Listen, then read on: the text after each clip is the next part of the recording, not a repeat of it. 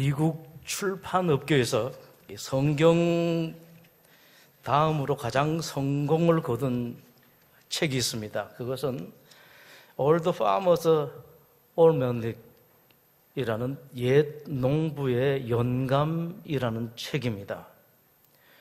거의 100년간 계속해서 뛰어난 판매 부수를 기록하고 있습니다. 근데 그 책에는 이런 내력이 있습니다. 1883년 7월 작가는 그 다음 해의 영감에 대해서 원고를 작성하고 있었습니다. 다음에 1월부터 7월 12일까지 영감을 다 썼습니다. 근데 너무 피곤했습니다. 그 다음 날 1884년 7월 13일의 날씨는 나중에 쓰기로 했습니다.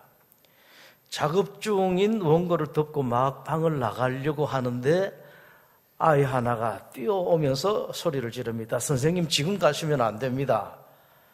인쇄소에서 지금 빨리 원고를 달라고 하는데 1884년 7월 13일까지 원고를 써주시고 가셔야 됩니다. 그 소리를 듣고 작가는 별 생각 없이 이렇게 그 아이에게 말하게 됩니다.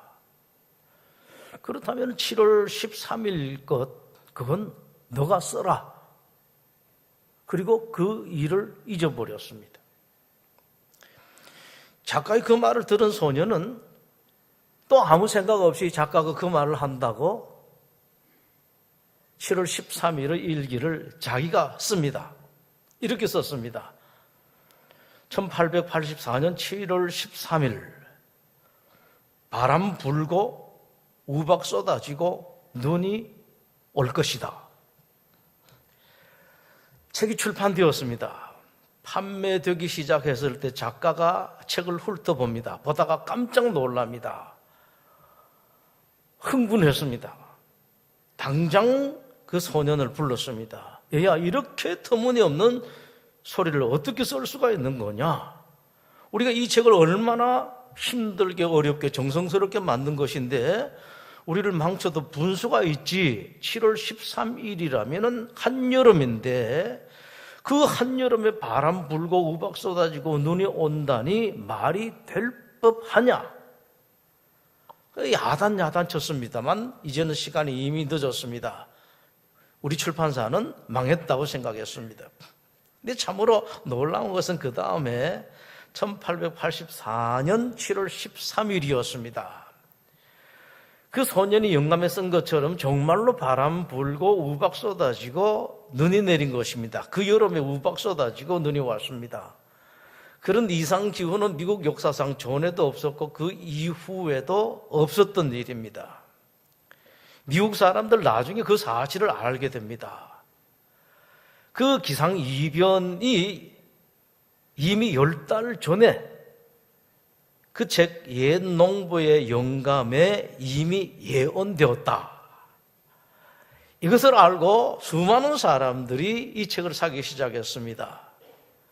하루아침에 이 책의 평판이 치솟았고 작가 그리고 출판사는 대대적인 성공을 거두게 됩니다.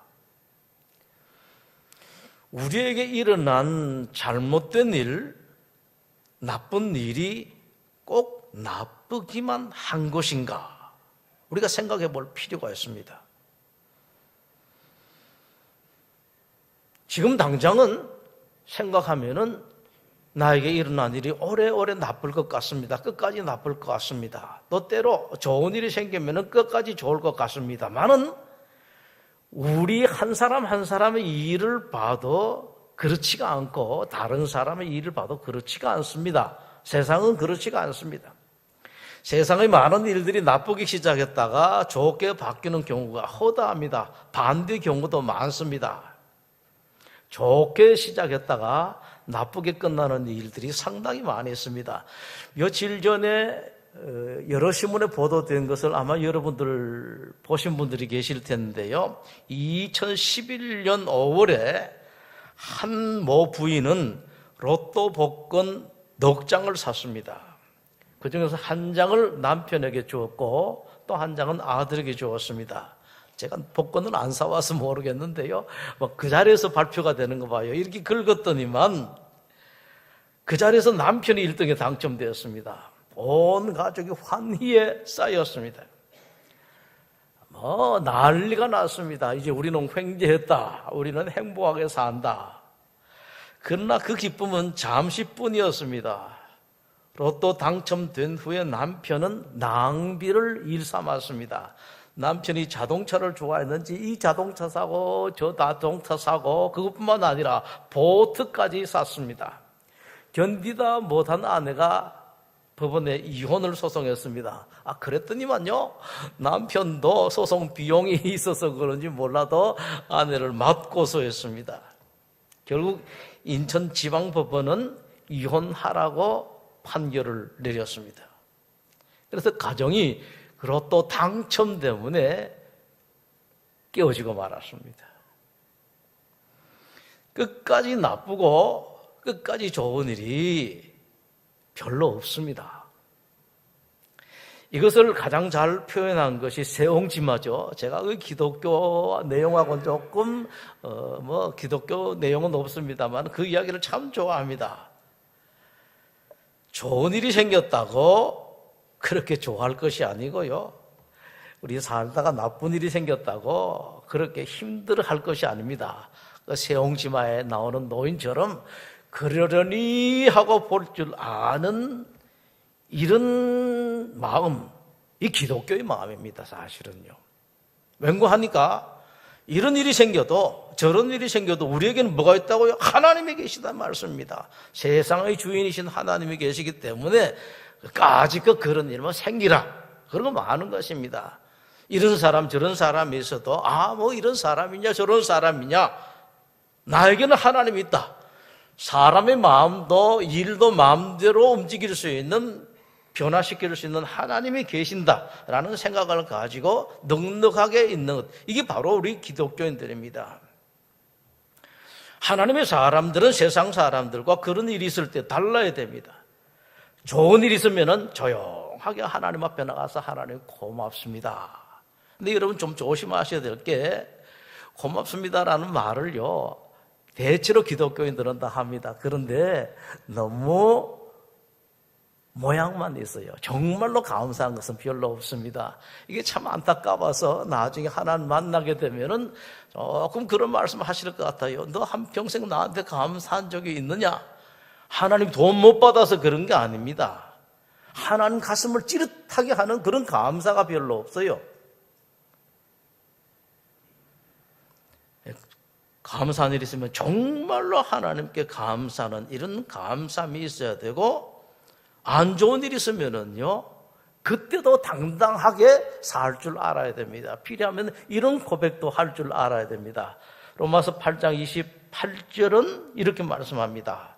우리가 알거니와 하나님을 사랑하는 자, 곧 그 뜻대로 부르심을 입은 자들에게는 모든 것이 합력하여 선을 이루느니라.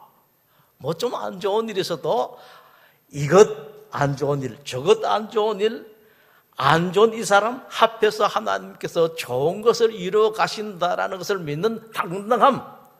속된 말로 하면 똥배짱이 좀 있어야 돼요. 이 기독교인들입니다. 세상 사람들처럼 전전긍긍하고 안절부절하지 못하는 것, 이 기독교인들이 아니에요. 하나님이 계신다라고 믿고 살아가는 것이 기독교인들입니다. 요셉이 그랬습니다.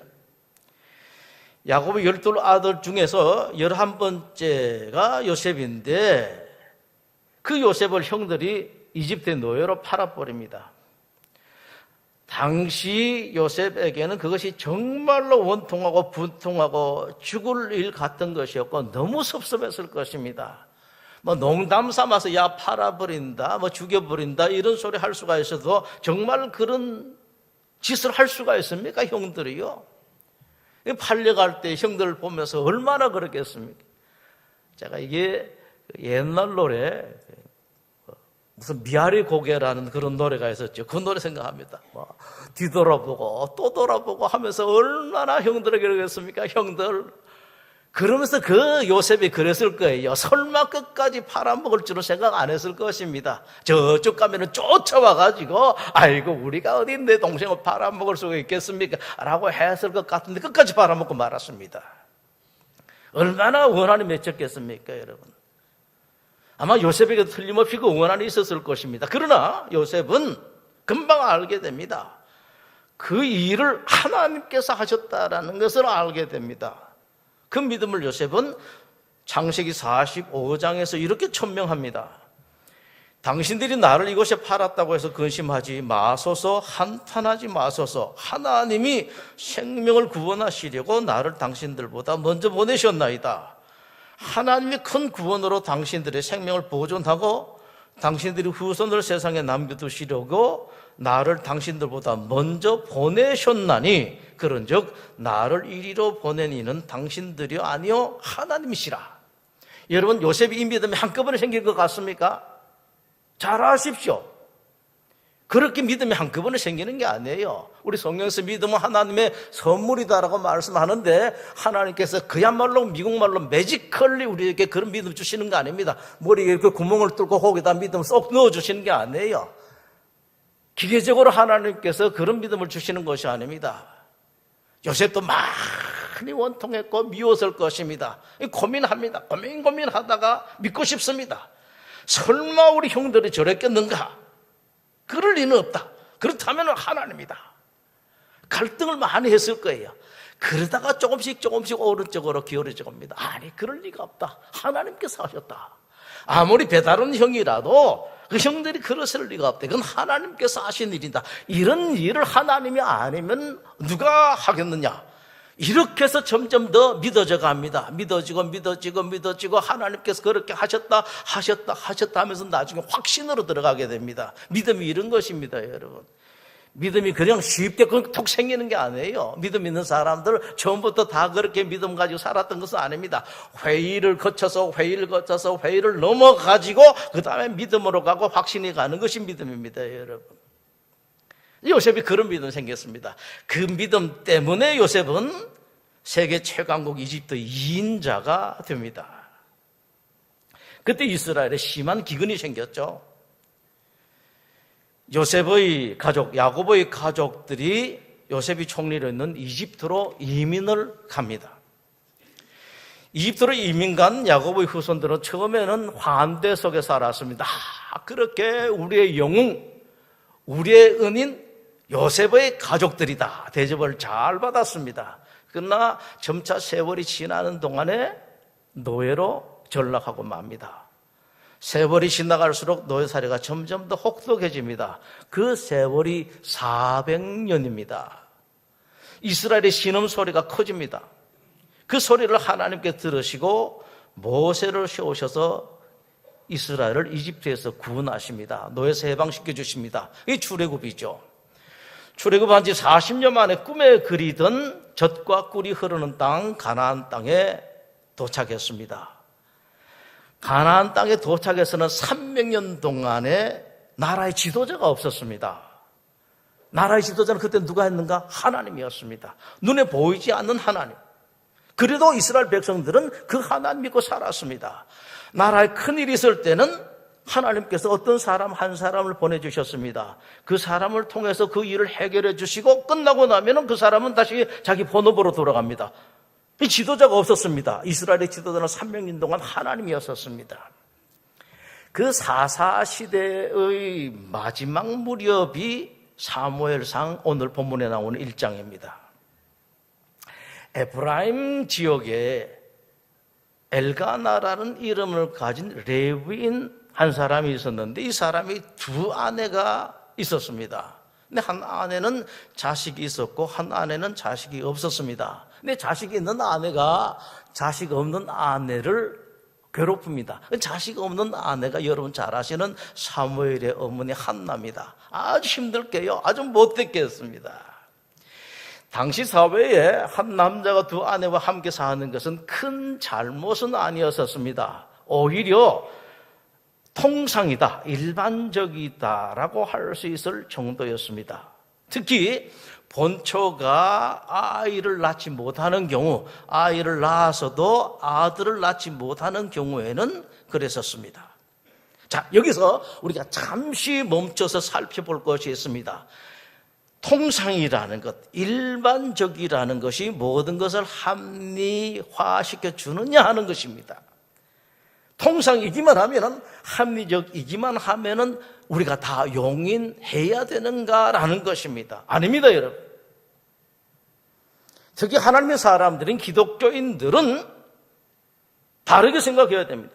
세상 모든 사람 다 그렇다 하더라도, 세상의 모든 흐름이 그렇다 하더라도 하나님의 사람들은 달리 생각해야 됩니다. 아무리 유행이라고 하더라도, 세상의 사법이라 하더라도 하나님의 사람들은 하나님의 법에 이것이 맞는가? 하나님께서는 이 일을 보시고 어떻게 생각하실까? 항상 이것을 생각해야 됩니다, 여러분.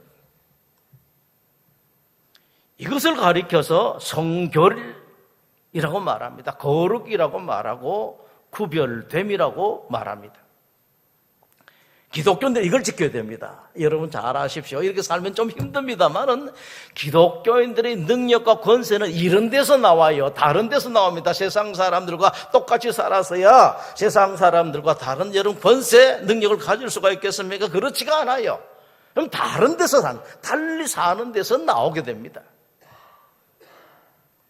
이거 없이 세상 사람과 똑같이 즐길 것, 좋아할 것 다 즐기고 나는데 내가 권세를 받고 능력을 받겠다. 여러분이 욕심, 탐욕도 한이 있지. 어떻게 이럴 수가 있습니까? 그렇지가 않아요. 공부만 해도 그렇습니다. 다른 애들처럼 똑같이 놀고 해가지고 공부를 제대로 할 수가 있고 사회에서 소위 말하는 성공할 수가 있습니까? 그것도 심지어 그런데 그 영적인 권세, 능력을 세상 사람과 똑같이 해가지고 어떻게 하나님의 권세와 능력을 받을 수가 있습니까, 여러분?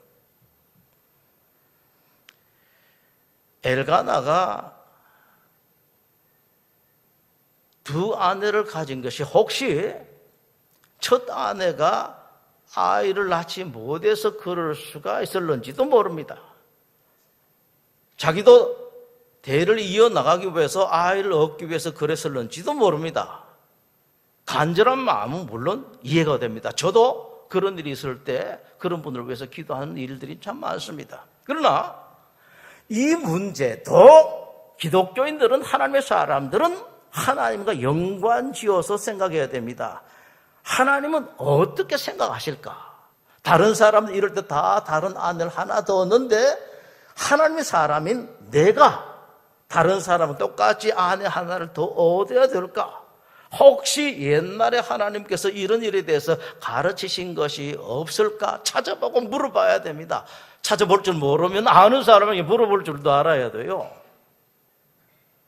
성경에는 이 일에 대해서 곧바로 적용할 수 있는 하나님의 가르치심이 있습니다. 먼저는 아브라함입니다. 아브라함이 첫 아내 사라에게서 자식을 낳지를 못해서 그 아내 사라가 직접 말합니다. 내 여종 하갈과 동침을 하라. 그래서 자식을 보라고 말합니다. 얼씨구나 싶어서 동침을 했습니다. 자식을 보았습니다. 겉으로는 성공했지요? 일단은 성공했습니다.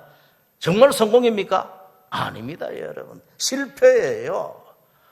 그 일로 말미암아 아브라함 가정에 풍파가 일어납니다. 집안이 시끄럽습니다.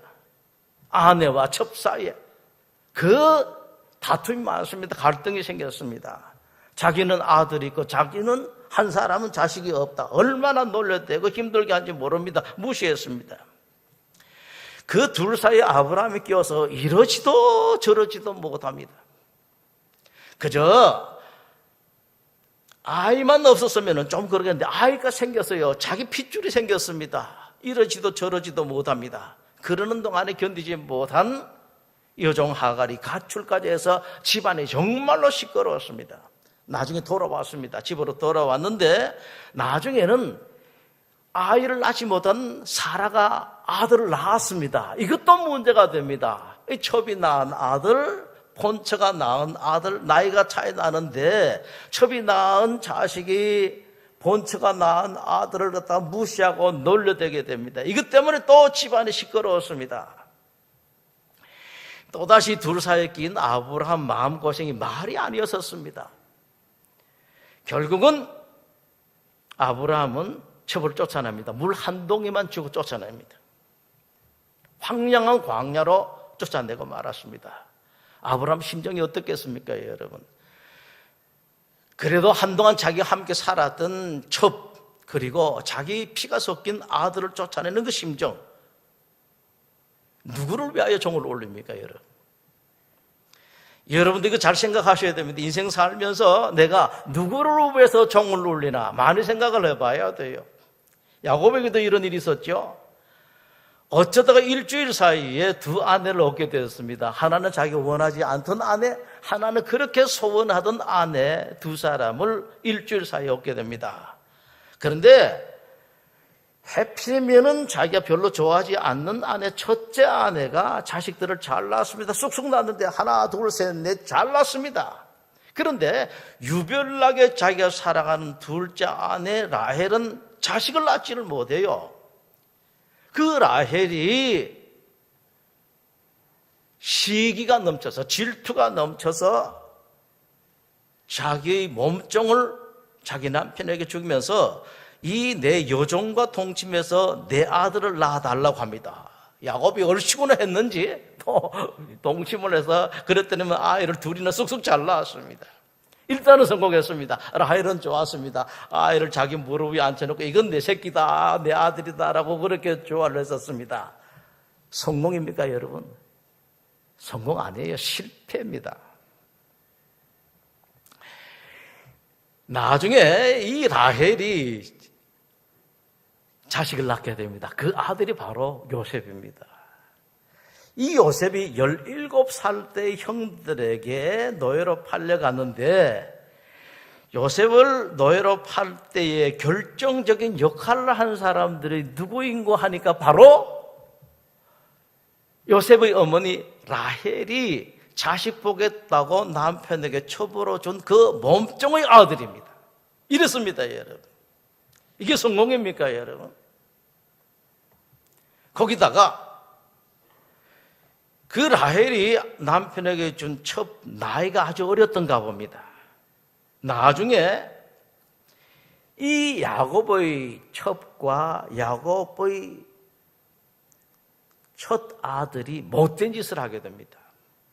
이 사실을 야곱이 알게 됩니다. 여러분, 그 야곱이 그 심정 얼마나 힘들었겠습니까? 얼마나 고통스럽겠습니까? 집안이 완전히 엉망이 됐습니다. 세상에 직접적인 자기 어머니는 아니다 하더라도 그래도 어머니인데 어머니와 아들이 그 못된 짓을 했단 말씀입니다. 이게 성공입니까, 여러분? 이걸 알아야 돼요. 당장 이것만 보면 내가 성공할 것 같습니다. 잘한 것 같습니다. 그렇지가 않아요. 멀리 볼 줄 아는 눈을 가져야 됩니다, 여러분들이. 사람이 결혼을 하고 자식을 낳는 것, 그것에는 여러 가지 이유가 있겠습니다만은 왜 결혼을 하는가, 왜 자식을 낳게 되는가, 한마디로 요약하면은 행복하기 위해서입니다. 아브라함도 그렇고 야곱도 다 마찬가지입니다. 그러나 과연 아브라함, 야곱이 그 일로 말미암아 그렇게 아내를 낳고 처벌을 낳고 자식을 낳은 것 때문에 행복했던가? 그렇지가 않습니다. 전 반대죠. 여러분 잘 아세요. 행복은 그런 데 있는 게 아닙니다. 기독교인들이 이런 눈을 가져야 돼요. 세상 사람들과 똑같이 생각하는 것이 아닙니다. 한 부자 사업가가 바닷가를 지나던 중이었습니다. 배 옆에 한 사람이 들어 누웠습니다. 들어 누워서 노래를 흥얼흥얼거리고 있습니다. 어부였습니다. 그 모습을 본 부자가 어처구니 없었습니다. 아니, 별 볼 일 없고 저렇게 아직까지 힘든 사람인데 왜 이렇게 바다도 좋고 시간도 좋은데 고기잡이 하지 않는가? 그래서 그 어부에게 물어보죠. 아니 보시오, 왜 이 좋은 시간에 고기잡이를 나가지 않습니까? 바다도 저렇게 좋은데. 어부가 대답합니다. 오늘 제가 잡을 몫은 충분히 잡았습니다. 그랬더니 부자가 다시 말하죠. 그러면 더 잡으면 되지 않습니까? 라고 하니까 어부가 하는 말이, 그래서 뭐 하기로 합니다. 이 사업가가 참 이해가 안 되었습니다. 저런 바보 같은 사람이 있습니다.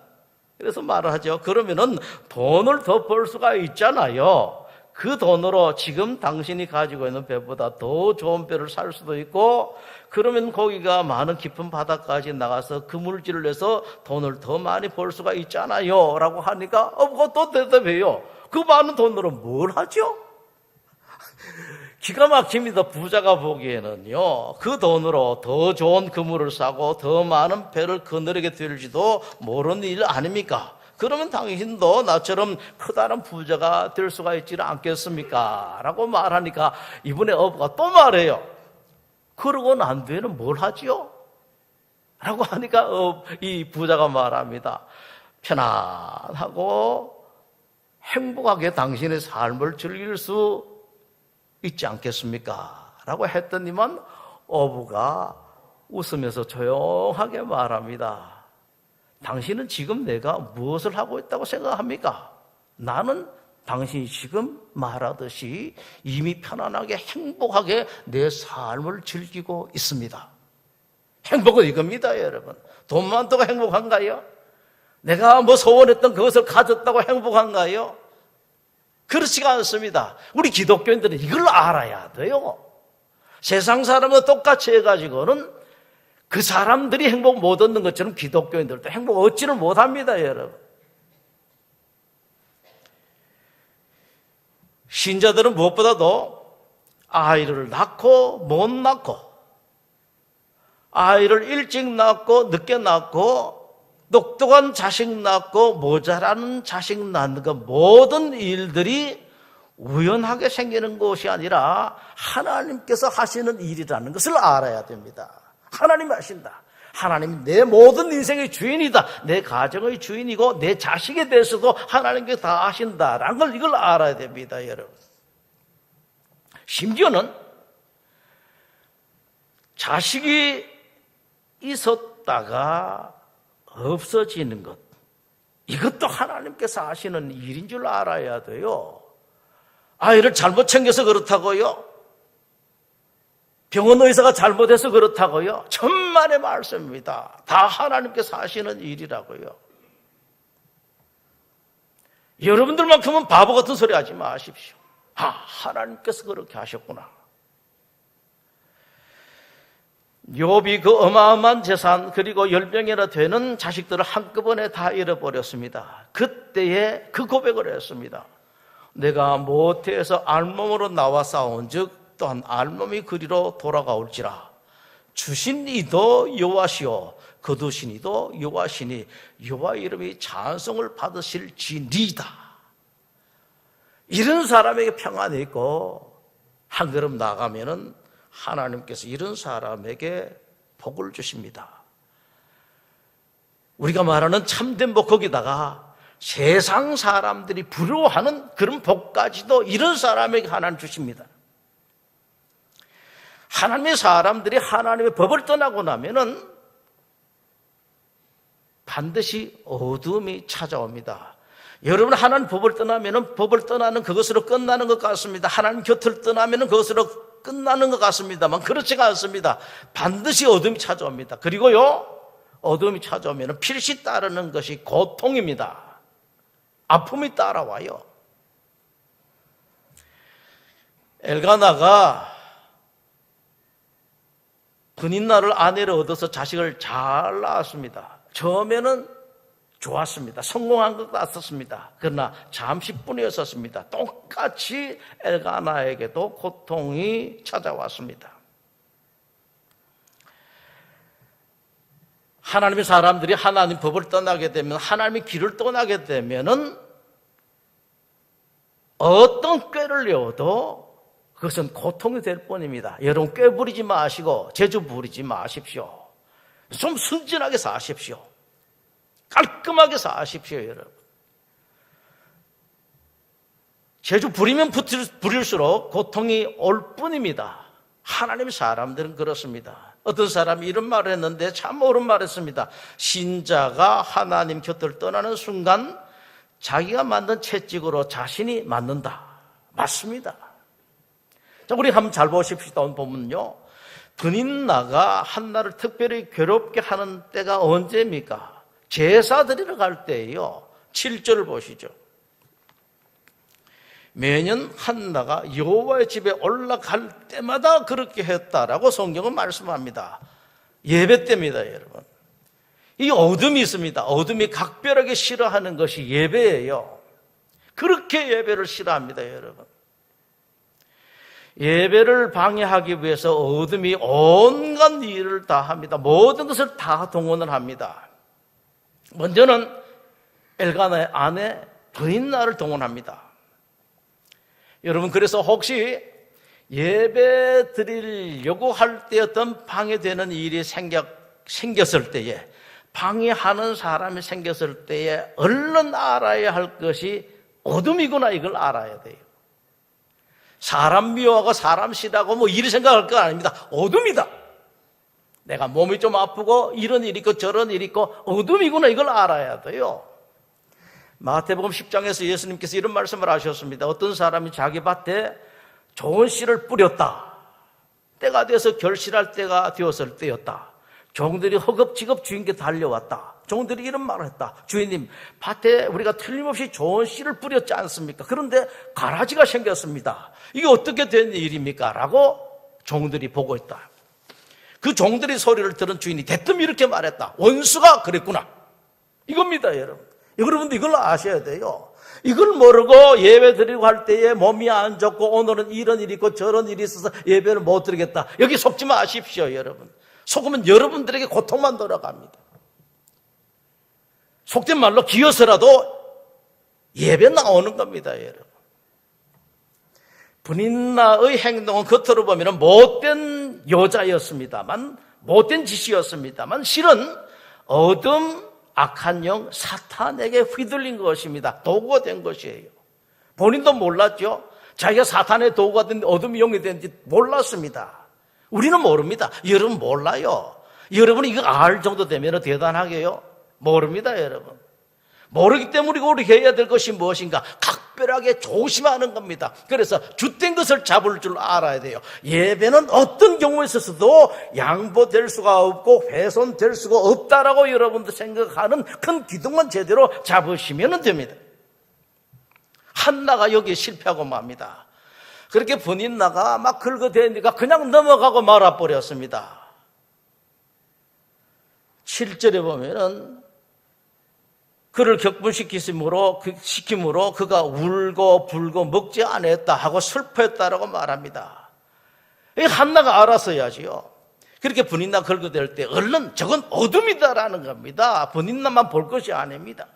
나 예배 못 드리게 하도록, 우리 집안 예배를 제대로 못 드리게 하도록 어둠이 하는 거구나. 휘둘리지 말아야 됩니다. 약 올린다고 약 오를 것이 아닙니다. 아, 너는 사탄의 어둠에 종노릇 하는구나. 이걸 알아야 돼요.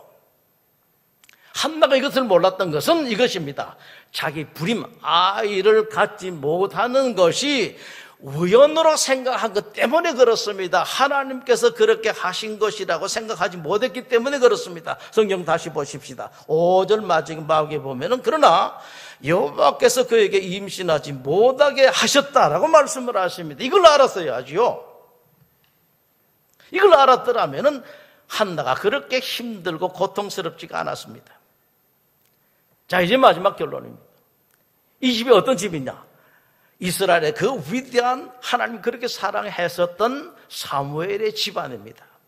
그런데 이런 일이 있음에도 불구하고, 이런 콩가루 같은 집안에도 불구하고 어떻게 하나님께서 이런 집에 그 위대한 하나님 종 사무엘이 태어나게 하셨던가? 그것은 이런 집임에도 불구하고 그 집에 복의 근원이 하나 있었기 때문입니다. 사무엘의 아버지 엘가나입니다. 얼마나 그렇게 난리가 납니까? 예배 드리러 갈 때마다 그랬습니다만은 엘가나는 그 브닌나가 그렇게 흔들어대고 긁어대고 한나가 거의 걸쳐서 그렇게 휘둘리고 힘들어 고통스럽고 징징거릴 때 조금도 흔들질 않습니다. 예배 드리는 일만큼은 어떤 일이 있어도 소홀히 할 수가 없다, 훼손시킬 수가 없다라고 생각을 하고, 그 분인나 그럴 때 분인나 야단 안 쳐요. 그럴 때는 야단 치는 게 아닙니다. 예배 드릴 때는 큰 소리 치는 게 아닙니다. 그러면 같이 돌아가는 겁니다. 한나를 달래잖아요. 살살 달랩니다. 한번 보실까요? 어떻게 달래는지요? 8절요. 엘가나가 그렇게 말합니다. 한나여, 어찌하여 울며 어찌하여 먹지 아니하며 어찌하여 그대의 마음이 슬프냐? 내가 그대에게 10 아들보다 나지 아니하냐? 얼마나 큰 위로입니까? 내가 있지 아니하느냐? 이겁니다, 여러분. 그래서 달래가지고 다 데리고 예배 드리러 갑니다. 무슨 말로 하면 이런 거예요.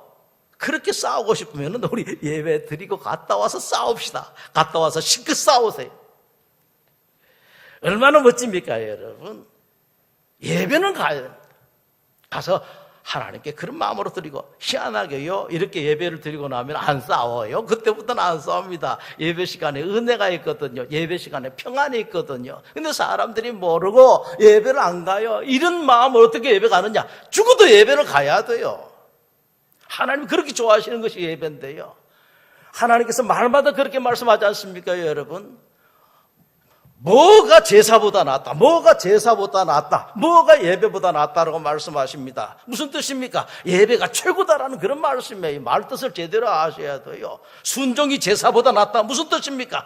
제사만큼 귀한 것이 없다라는 그런 말씀이시라고요.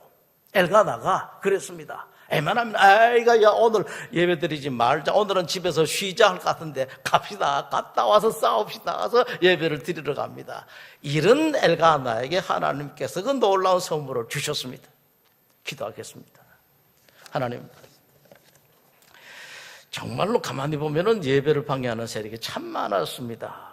토요일이 되어서 긁어대는 일들이 많고 징징거리는 일들이 많고 주일날 막상 예배 드리러 갈 때쯤이면 이런저런 일들이 많았던 것을 생각하면은 정말로 어둠 같습니다. 어떻게 그랬을까라고 싶은데 거기에 넘어질 때가 많았습니다. 하나님, 이 자리에 있는 하나님 성도들에게 은혜 베풀어 주셔서 이 눈을 가지게 하시고 그 마음을 가지고 하시옵소서. 그 믿음을 가지게 없어서 예배보다도 더 귀한 것은 없다.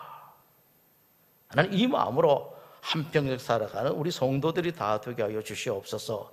예수님 이름으로 기도드립니다. 아멘.